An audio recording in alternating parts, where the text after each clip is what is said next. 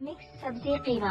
अच्छा, कीमा आधा किलो, गाजर फ्राई की हुई 1 कप, मटर फ्राई किए हुए 1 कप, गोभी फ्राई की हुई 1 कप, आलू फ्राई किए हुए आधा किलो, दही 1 पाव, टमाटर 1 पाव, पुदीना 1 गच्छी, कोयला 1 टुकड़ा, तेल 1 कप, प्याज 2 अदद, इलायची 4 अदद, हरी मिर्चें 6 अदद, गोल लाल मिर्चें 10 अदद, अदरक लहसुन का पेस्ट 1 खाने का चमचा, पपीता 1 खाने का चमचा, जीरा 1 खाने का चमचा, साबुत धनिया 1 खाने का चमचा, सौंफ 1 खाने का चमचा, नमक आधा चाय का चमचा।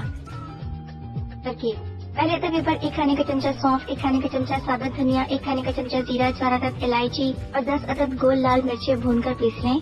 अब आधा किलो कीमे में भुना और पिसा मसाला, 1 खाने का चमचा पपीता, आधा चाय का चमचा नमक, 2 अदद प्याज, 1 खाने का चमचा अदरक लहसुन का पेस्ट डाल के मिक्स करें और आधे घंटे के लिए छोड़ दें, फिर इसे फ्रीज कर दें। जब कीमा बनाना हो तो तेल गर्म करके इसमें कीमा डालें और आधे घंटे के लिए हल्की आंच पर पानी खुश्क होने तक छोड़ दें।